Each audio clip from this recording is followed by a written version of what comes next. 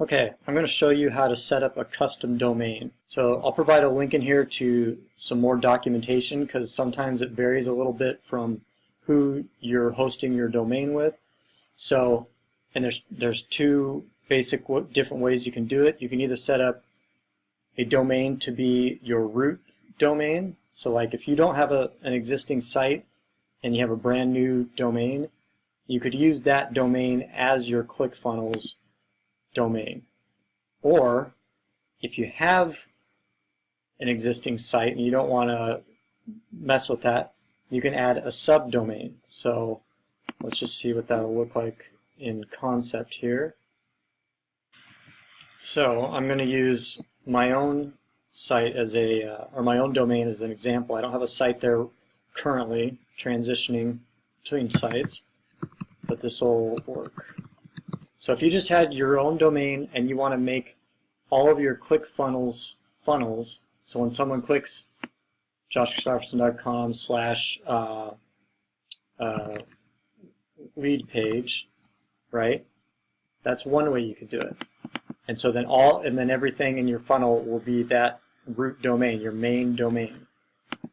If you already have a domain name, maybe you already have a website or something there that you don't want to interrupt, then you can make a subdomain, which would be something dot your root domain. So this way it won't interrupt your main site, but then you could use this whole subdomain for all of your funnels. All right.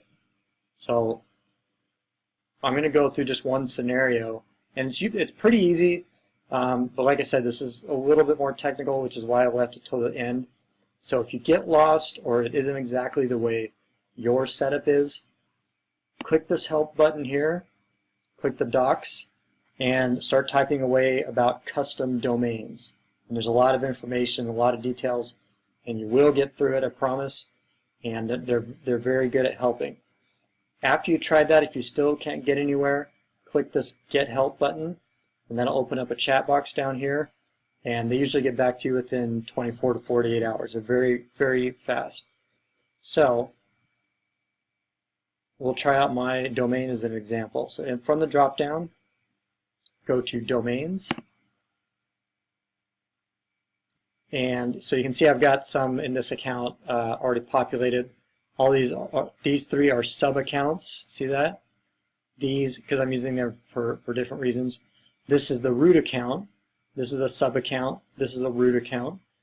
And some of these are broken now, but we are going to do a brand new one. So click Add New Domain. So what does it mean register a domain versus add your own domain? So if you've already gone to GoDaddy or Bluehost or somewhere and registered a domain already, you're going to want to choose Add Your Own Domain because you already own it somewhere else outside of ClickFunnels. If you do not have a domain already, you can choose a domain. Let's just see what that looks like. And then you're going to look for whatever domain you want. And so in this case, this one's unavailable. And here are some other ones. And it's going to walk you through the process of getting that, purchasing it, and then setting it up with ClickFunnels. They make it pretty easy. So that's if you do not already have a domain. So let's get out of this screen. Okay, add new domain. So I already have my own, so I'm going to say use an existing domain because a lot of you will have your own domains. So that's mine, add domain. So it's giving you some instructions. In order for your custom domain to work, you'll need to log into where you bought your domain and change a CNAME record that points www at target@clickfunnels.com. So I'm going to copy this because I'm going to need it. Not the period at the end, just that right there, copy it. And it does give you instructions here. I'm using GoDaddy with this one, so I think probably a lot of people are. So let's just go change the CNAME record that points to www. So I'm going to go in here. I'm already in my DNS management. And see all these things that say CNAME? Those are just other names for all of these subdomains. technically these are all subdomains, even this www is. Okay, people think of that as like the default, which it is, but it's also technically a subdomain. So I'm going to come over here, I'm going to click the edit pencil. So points to, I'm just going to paste in that target.clickfunnels.com, leave this as www, leave that alone, click save. So you see now it's pointing to this. So what does that mean? So now we go back to ClickFunnels, and now I've already done this. Now a note here, this can take 24 hours to 48 hours. So I'm going to click this, and it's probably not going to work, but I'll pause and then come back. Okay, so they've already recognized that it's done. Again, ClickFunnels has made this really easy. This used to be very difficult in the past. Okay, so it's connected and ready to use. Select a funnel to associate with your custom domain. So I don't think I have one open right now, but we can pick, let's see, one that will not break anything. I will temporarily pick this. Associate funnel. So it's going to connect that domain with a specific funnel. So now I'm going to go back to my funnels, and it was the product launch funnel that I used. So now, see how it automatically uses my root domain? So whenever someone goes to, when I give someone this link or put it in one of my ads, it's going to be my root domain. So it just looks like an official site. So I think that's pretty explanatory, and like I said, ClickFunnels makes it easy. So even when I go down here to say my next page, it's already populated. If you can see that, it's kind of small with my domain that I just plugged in plus the name of the page. But yeah, that's pretty easy. So again, I encourage you to just follow those steps, but like I said, if you don't have GoDaddy, maybe slightly different, but the terminology like CNAMEs and points to are generally the same no matter where you're at. You just may need a little guidance to get into that. So or like I said before, search the help docs because they're pretty easy to find what you need within there, and they're pretty good. All right, so that's how to set up your custom root domain. Next, let's talk about number 2, how to edit for mobile view. So let's go back to ClickFunnels, and here we are with our opt-in page, edit page. So you'll notice up here in the top left there's 2 buttons. One says desktop, one says mobile. Let's just take this one step at a time. It's not that difficult, but you got to kind of pay attention to what you're doing. Mobile, click that. The good news is most of this looks just fine as is. When you scroll down, everything kind of stacks nicely the way it should and the way your users will see it. But occasionally you're going to want to change some things. Like this text, for instance, is really big in mobile. So how do I change that? The easiest way, I think, is to go back to desktop, select this element in the settings, and you'll see that there's a font size 46, which is what this is, but then there's a mobile size. I don't want that big, so I'm going to click this and go way lower. Let's try 18, see what that looks like. So for desktop, 46, mobile, 18. Save. Click the mobile button. Okay, it's a little small, but that's much better. Let's just adjust that a little bit more. Take this up to, let's try 22. Okay, that looks better. The next thing you could do is, let's say I don't want a video for some reason, or a picture or whatever I've got here on mobile view, but I do want it to remain here. So if I deleted this, it's going to go away on my mobile. So what am I to do? So here, leave this alone. Go to your mobile. You want to duplicate this. So the easiest way is to just let's just do this whole, no, let's just do this element.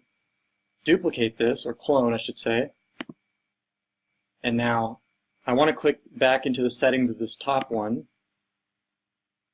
and I want to go down here to the bottom right. You see there's a desktop only and a mobile only. FYI, you could also hide elements by clicking this. You see that disappears, but I want to undo that. If you ever need to undo it, you can go into, you can play with these up here. So in this case, elements, I want to go to manage, and then you'll see all these that have eyeballs means they're visible, and this one that I just put the slash to the eyeball is invisible, so I just want to click that back. Okay, it's just a little tip. So now I want to click the settings of this top one, go down to the desktop only, because remember that's our original one, click that, and see it jumps back and it puts this red box around it and says, okay, this is only for desktop users. So now it's got this other element below it, click settings in that, and what do? We click the mobile only. So now it jumps back to mobile and says, alright, this is going to be only in mobile. So let's kind of make this a little more concrete, and let's say this is an image that I need to add an image element. So I'm just going to actually back up a little bit and say I'm going to delete this. So let's say, okay, let's say instead I wanted an image on my mobile, but I want a video on my desktop. So again, I'm going to click the settings, make sure that this is mobile only, and then I'm going to find an image, and we'll just stick with our image here. So now, save all this. I've got a mobile version which has my video, and I'm sorry, I've got my desktop version which has my video and all the same stuff, but my mobile version has a more appropriate title size and a different image. Okay, another thing you could do is maybe you want some of these sections to be higher. I'd recommend keeping your bullet points and email form at the top, but there may be other sections down here that you don't want to show this one or this one, let's say. The good news is, like I said, most of this looks really good already. They've done all the hard work for you. When you edit in mobile, it's just for things like this, like the title, or if there's just other elements that you'd rather show to mobile viewers, you can do that. And okay, so you can play with this as much as you want, or like I said, just leave it alone. It already looks pretty good. But just be aware that mobile is probably going to be a good part of your traffic, so you don't want to ignore it. You want to make sure that it looks the way you want it to look. And all the functionality will remain regardless of how you set it up, so you don't have to set it up twice, one for mobile, one for desktop. It's all the same. Okay? So now let's talk about number 3, A/B testing your funnel. So if you remember back in our Facebook campaigns, we had talked about setting up multiple ads. So you can continue to do that, and I do that very often, and you can get really far and get good results just doing that. If you've done this for a while and you want to take it to the next level, or you really want to experiment and you've got a little bit of freedom of budget to do that, then another really cool thing that ClickFunnels lets you do is it lets you split test any page in your funnel. So let's say I'm on my opt-in page and I want to make quite a big change in my landing page, but I want to see if my original version or a different version of that will perform better. So in this case, I would just click Create Variation.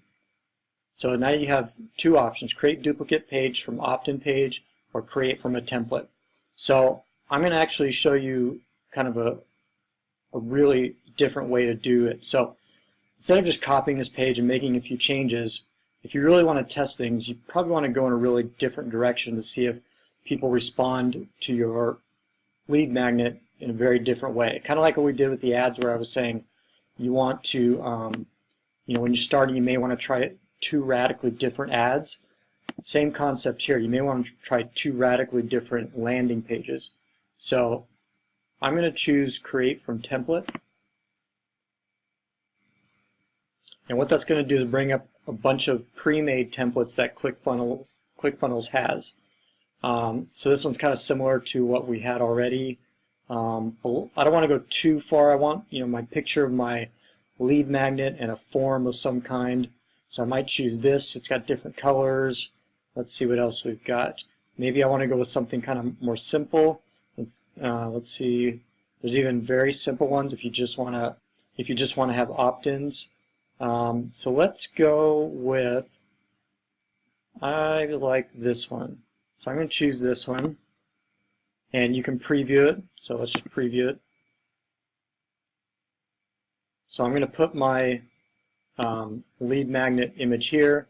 So it's just on the right, and I'll add a button, and there's not much else on the page. So I'm going to try just a really simple form versus my other one. So close that and save page and continue. I'm just going to call that 2, or let's call that B actually. Okay, so it's created a second version here, and so like it says here, your split test is not running yet. So let's just back up for 1 second. What am I doing here is I'm going to show this page 50% of the time to my audience and this page 50% of the time, or you can choose different variations. Like maybe I want the left one to be more 75% because I know that it does pretty well, and I just want to see if this one on the right does a little better. Or you could, like I said, 50-50 is always kind of the default way to start. And so you would run your Facebook ads to this one link, or this link here that you would copy, and ClickFunnels on the back side will automatically swap these out to 50% users get this one, 50% users get this one. And so then you can see in the end, you can go in, I'll show you in a minute, you can see which page gets more opt-ins. So that's a way to say, wow, this page is way better than this one, or wow, this is just a bad idea, I'm going to stick with this one. And it's just a really powerful tool. So all you do at this stage is just go into your new version. So you're just going to edit this exactly the same way. So what I would recommend is you keep your text and your images the same, because again, this is this concept of just testing one variable at a time. And in this case, the variable is the whole page, but it's the way it's laid out, it's the design of it, it's the colors. It's just a different scheme or look and feel, if you will. But if you keep the text the same, that way you'll know if, wow, this one gets a lot more opt-ins, it was certainly the design versus some other element, because then you may not know if you start changing a lot of stuff. But I won't walk you through the whole design elements, but it's exactly the same as we've touched on before. So let's say I just pop in my lead magnet PDF. Okay, and then what I can do, I can certainly add a form element like we normally would, which is fine. But let me just show you something else while we're here that I didn't address. That's another cool little feature. So I'm just going to remove that. So instead, I want to utilize this pop-up. So let's first just preview this so you can see what I'm talking about.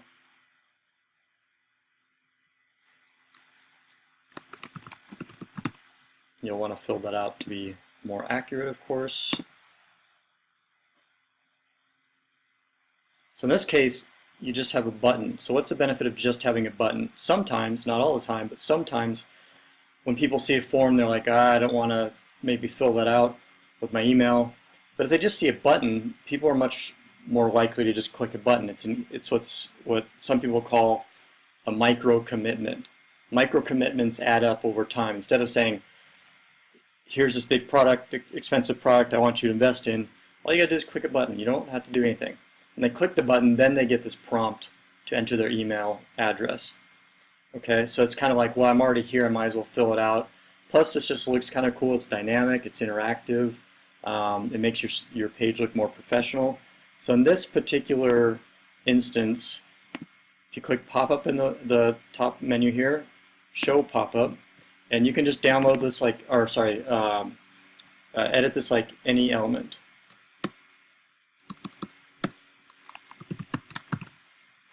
And you can change the color of your button just like you would. Say I just picked that. Okay. just think of it as an element like the rest of the page. So even though it's a pop-up, it's not separate, it's just a regular element. So let me just show you one other thing what I mean. So I could still just add elements just like I normally would. Like I can add an image here, and maybe I want to reinforce that they are getting this guide when they fill out the pop-up. So let's save that, preview. So I click this, and I just want it to be clear that, hey, you're going to download this guide when you enter your email. It's not some other thing. So that can be very powerful. Again, it's reinforcing stuff. So close that, go back to pop-up.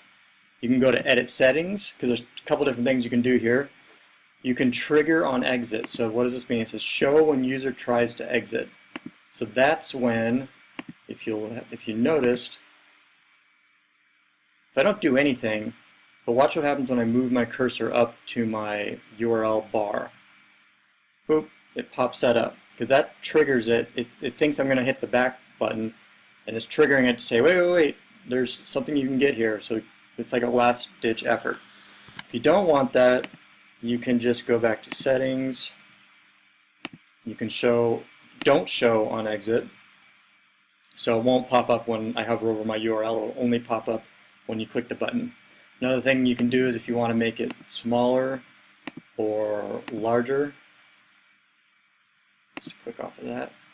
Just a couple design options. Okay, so let's pretend that I've filled out all my text, and again, I'm keeping it simple because that's part of this design element. Even though you are removing some of the lower text, this above the fold text is really the most important stuff. So you really want to nail that on your A version, and just copy those same elements over here, the text and everything. So just make that look nice, and then let's go back out. Yeah, okay. And then when you've got these all squared away the way you want them, I'm not going to click this now, but I would again just double check that you set this to be whatever percentage you want each side to get. Just click apply changes, and then when you start driving traffic to this page, it'll start cycling between this page and your B version. So I'm just going to set this to 50% and just show you here apply changes.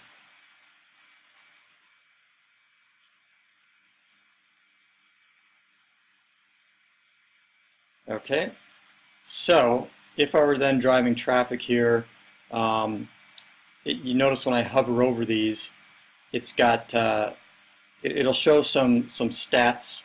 You can also look in the contacts here, and you'll just have to look at this because it's kind of hard to describe until it actually runs. But you can just see how many opt-ins are happening per A or B.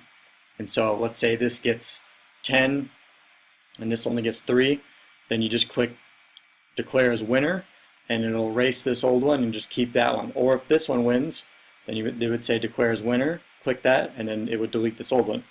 So I think that's just a really handy tool. It's a little more advanced. You really want to focus again on just your ads first and foremost before you dive too deep into this, because it is another layer of testing that can get confusing if you're not very systematic about it and you really know what to look for.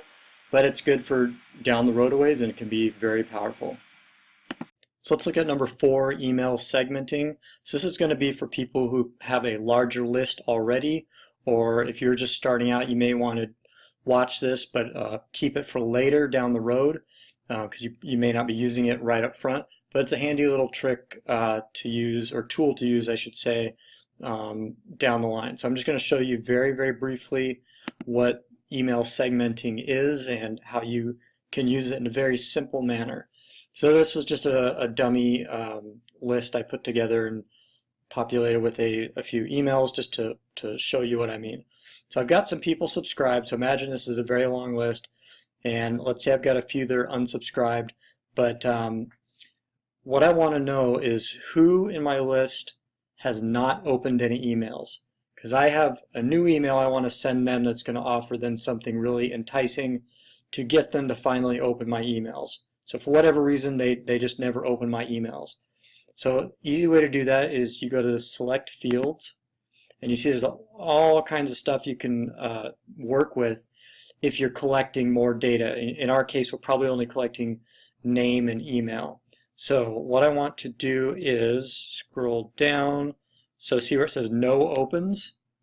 So that's people who have never opened, and I'm just going to go back in time a ways. So I want people who have never opened since whatever marker in time you want. Search.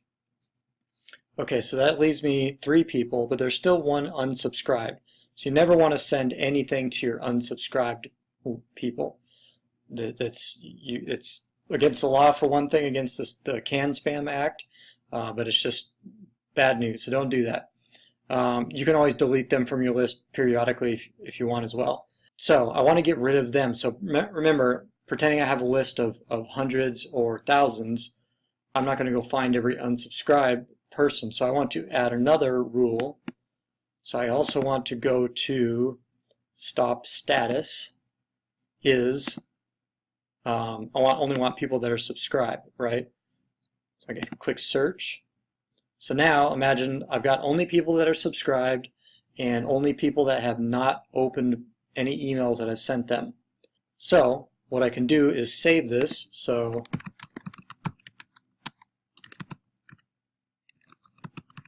I'm going to save this. Okay. So later, let's say that I have a broadcast. So we didn't talk about broadcasts, but that's just like when someone sends out a newsletter, or if you were sending an email to a group of friends, that would be the same as a broadcast. So I'm just going to very quickly just make a quick little demo email here.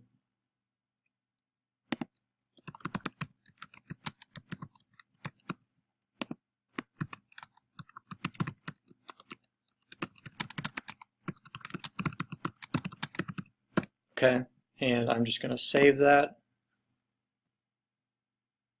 and save and exit, or you could have just... Okay, so I have this subject, so now I have my send options. I can do a test email, schedule a broadcast, add to follow-up series. So let's schedule a broadcast. There's a lot of different options here. Do you want to share this message? This is like for if you want to share to your Facebook and Twitter accounts. I'm not going to at this point. Who should receive this? So I want to click edit here so I can get my just those segments that I listed. So here's my segmented list that we just made. No open, subscribe. Do you remember that? Okay. And then I would just click apply.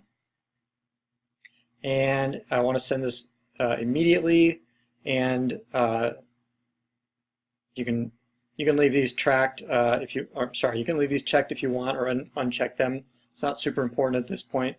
And then I would just click send message now, and that's it. So you've pulled out a segment of your list that has a certain value to you. You've saved that, and then you're going to periodically send them whatever message you're going to send them. So of course it's going to vary wildly, but let's say you have a new bonus, like I was saying before, and you really want to get people to engage with your list. Maybe you only want to send it to those people to see if it's really engaging and see if they will finally get active with your list or buy your product or service. Okay? So that's just the real basic, like you saw before in that big long drop down. There's a lot of different fields you could collect. You'd have to collect those in your form on ClickFunnels to be able to use them. But it gives you an idea of how powerful this can be once you have a larger list and you want to really be able to effectively and smartly manage people. All right, let's talk about number 5, recording your video, uploading to YouTube, and editing. So this is similar to what I'm doing right now, as I'm using software to record my screen and my voice and upload it to YouTube so other people can see it. So if you didn't want to use software, you don't have to. You can just take your iPhone or your camera on your laptop and start recording there, and then upload to YouTube. So I'm going to show you the first way I talked about software. So if you wanted to present something like this to your clients or your audience for whatever industry you're in, I'll show you how to do that very quickly. So I'm not going to show you what to record or what kind of content, because obviously that's going to be very different for everybody, but how the mechanics of recording it could go. There are different software out there to do this. I like this because it's really cheap and really easy. So this is called Screencast-O-Matic. So it's screencast-o-matic.com, and it's $15 a year. Yep, that's $15 for a whole year, and there's two really cool things you can do with it.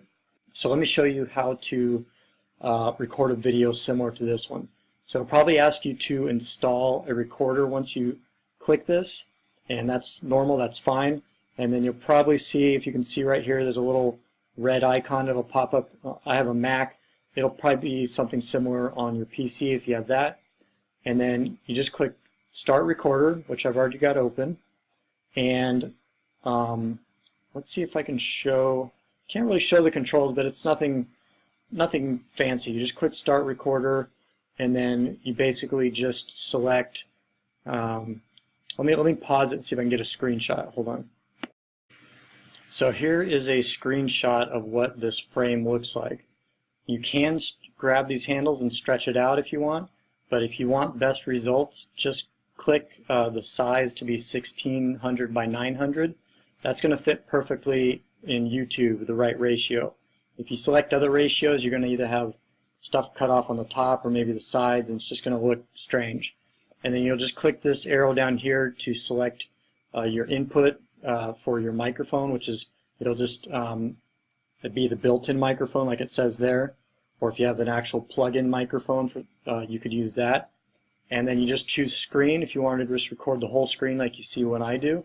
You can choose webcam if you want to just choose you to record and not your screen, or of course you could do both, where you have a little picture of you in the corner here with your screen showing in the front. Okay, and then after you make the recording, let me pull up another screenshot. You would just click Done down in the corner, and then it's going to show you a screen like this. You name it whatever you want up here. So I just named it something that means something to me, and you can either choose to upload it to straight away to YouTube, or I like to save as video because sometimes I edit mine before I go up. Sometimes I don't. So probably your best bet is just to click Save as Video File, and it's going to save to a format called MP4. So like you see here, that's the little test I just made, is MP4. So then you're going to take that, and let me close these screenshots here and get back. So now when you want to go to YouTube, you just do a search for YouTube dashboard, and it helps if you're signed into your normal, whatever Google account you do business with, that's going to be the account your YouTube is going to be under. So if you don't already have a dashboard set up or a YouTube account set up, it's pretty much the same thing as setting up any Google account. It just asks for some basic information, and then you'll be presented with something that looks like this. So you've just got like a bunch of controls on the left here, and I'm signed in as me, and whatever videos you may have or may not have. And so all you got to do, it's real easy. You just click this button, Upload, and then you can just drag in. Let me find my test video here. You just drag in right here, and it's going to start to upload. Now you can just, depending on how you're going to use this, if you want this to be public, I would write about a short, 4 or 5, maybe 6 sentences. You can write up to 500. You can write a lot. The more sentences you write, the more descriptive it's going to be, and it's going to have better search engine value. If you want to attract people organically, that's a very valuable thing to do. And then you would just tag it with whatever your video is about. So digital marketing, comma, if it were about fitness, comma, if it were about consulting, comma. So you just want to put a few tags in there. It just helps YouTube when people are searching for terms like that to help them find your video. You can make it public, you can make it unlisted, you can make it private, and you probably aren't going to deal with scheduled. So all you do is you would just click publish, and it takes a while to process, and then when you're ready, you can just click this link.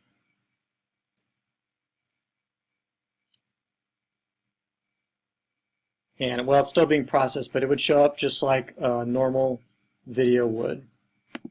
Okay, so if you want to do a little bit of editing in here, YouTube has some pretty handy editing features. So I'm just going to click to return to editing, and let's say you want to maybe blur out some private information. You can go to Video Manager, and here's our video. So I want to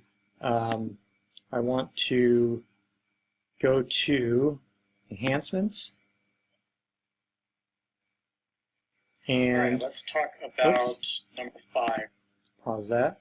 So before we get there, one thing you can do is if you want to trim anything, so you all right, let's talk about number 5. Pause that.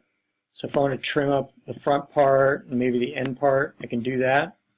I can, what else can I do? So let's get out of that. If I wanted to go, let's talk about, that's one feature that I don't like. You can speed it up if you want. You can play around with these colors. You can try to stabilize your video a little bit. You've got some filters, and here's that blurring effect. So let's say custom blurring, if I choose edit. All right, let's talk. And then you just drag your mouse across whatever you want to blur, like that. Click, and then if you wanted, let's say the duration of the whole video, let's see if it'll let me select that. Well, let's say, there we go. So let's say I wanted it to go the duration of the whole video. I'd click done. And let's see if it'll play. All right, let's talk so see, it's totally blurred out that area. Recording your video. Okay, so that's the basics, and that's pretty much all you need to really upload a video to YouTube. It's pretty easy. You can develop your channel if you want. If you plan on being a real public profile, there's other resources on the web you can look on how to do that aspect. But if you're just delivering a video, because I like this, because this way you can grab the link of this video. Let's save this, and it's just like a regular YouTube video. Let's go to, I want to view this. So you just grab the link up there, and if you wanted to paste it in one of your ClickFunnels video sections, you just paste it in there. Pretty easy, huh? So again, that was Screencast-O-Matic. I'll provide a link for that, and that's one I like. Like I said, it's pretty cheap, cheapest one I've seen. It also has some editing functions. You can also do quick little videos if you just want to show people, like colleagues or something, and you can dig into that. And uploading to YouTube is pretty easy. So that covers number, let's see, number 5. Okay, so number 6 here, setting your fave icon. So what is a fave icon? That's a short way of saying your favorite icon. That's just what they used to call it in the old days. What that is like this little blue dot, or this little suitcase. This one doesn't have one, or this little funnel thing here. Those are fave icons. So it's really easy to do that in ClickFunnels. So first I'm going to find one that I like. So let's go back to flat icon. That's always a good place to go. And again, we'll just search for marketing.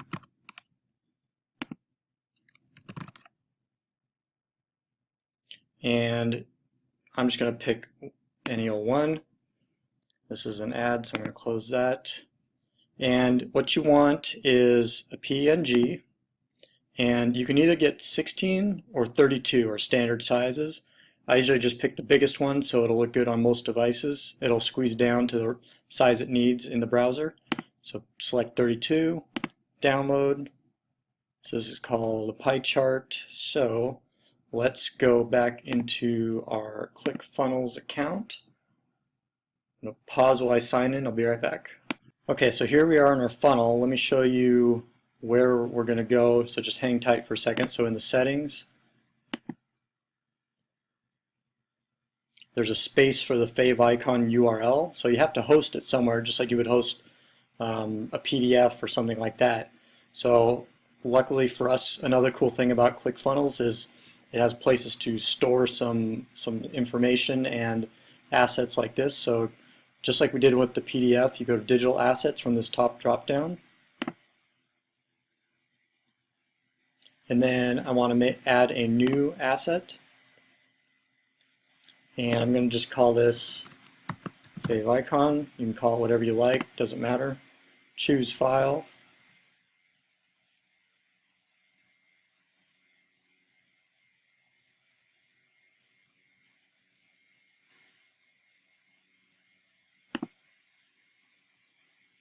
And here is our pie chart. Select.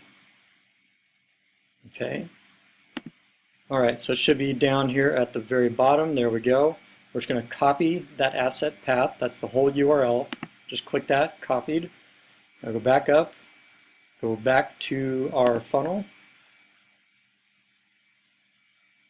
back into the funnel here, back into the funnel, and then into settings, and then down here where it says favicon URL, just click in there, paste, and scroll all the way to the bottom, save and update. So now let's look at our funnel. Remember, you can just click it, the whole thing open from here.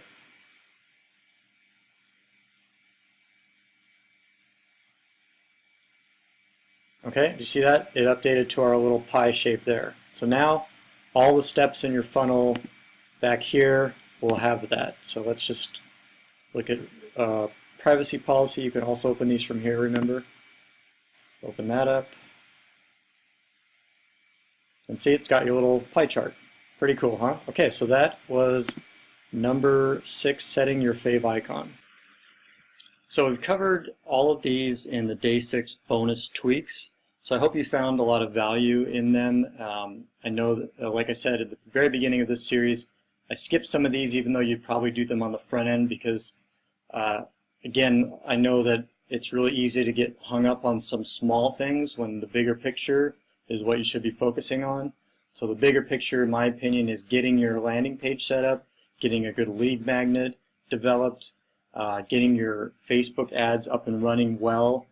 Those are the big core things that are going to move the needle for you in a big way rather than some of these smaller things. It's not to say that they're not important, and I use all of them. It's just that you want to make sure you get your basics down first, because then you're going to have a tendency to not succeed as well or as fast, and it can be frustrating and you might be tempted to give up. So I encourage you to not give up. All of these things took me time to learn. They took everybody time to learn. I'm still learning a lot, and there's still a lot to be done. So before we wrap it up completely, I want to touch on something that I skipped over here in day 3 about using link shorteners or tracking links. I'm going to save a separate training session just for ClickMagick because it's a really powerful tool, but it's not going to be as valuable to you yet if you're not marketing on multiple channels. So if you're just using Facebook right now and that's your only channel for marketing, you're probably not going to need any of these tracking tools. But ClickMagick, if you want to get involved with it now, if you already are tracking multiple things, you don't have a good URL tracking tool, I highly recommend ClickMagick. It's very powerful, and you can go ahead and click here and get started. Otherwise, I'm going to save that for another email. But let's talk about something like Google Shortener or Bitly, which you're probably familiar with, either or both. So let's say you have a really long URL, or let's go back here. and let's say that my URL is very long or it's very unattractive, I can just paste it in here. Or maybe I just don't like, maybe you have a URL that says Sally456, you didn't want to change it, or couldn't, or for whatever reason you didn't change it, so you want to keep using that for whatever reason. You can just click shorten URL. It's going to give you this tiny little link, which I copy, and let's just test it out. So I paste that. I would paste this URL in my Facebook ads as my website. And then once you click enter, it just redirects to your landing page. So this can be a good way to shorten or to make it a little better looking. You can also use it to track. So you can keep track of, if you are advertising on multiple channels, like maybe you have a lot of different email channels you're using. Maybe you like to hand out links to people, and you want to make sure the ones you handed out to this group is this URL, so it's not mingled with your other URLs. So you can say, oh, my Facebook traffic is getting 100 leads in a week, and this one that I've been handing out to people is getting 50, which is still great, but I'm glad that I know which one's doing which. And Bitly is the same idea. You just paste in, well, not that link, but you just paste in your link and shorten it. So that's just a real quick tip. If you are using multiple channels to advertise your product or services, it's a good way just to do some very easy and free tracking.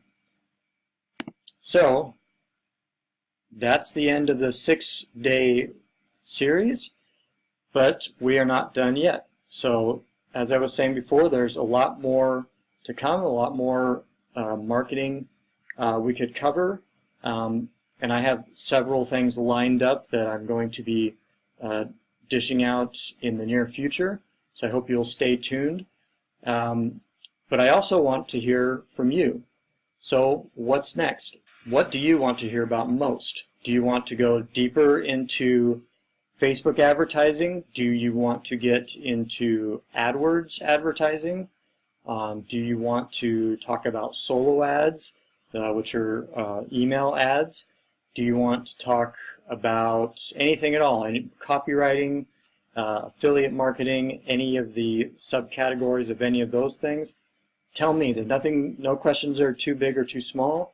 If there's something I didn't cover in this series, or I maybe went too fast, please let me know, and I'll either address you or make a video if there are a lot of people having the same question.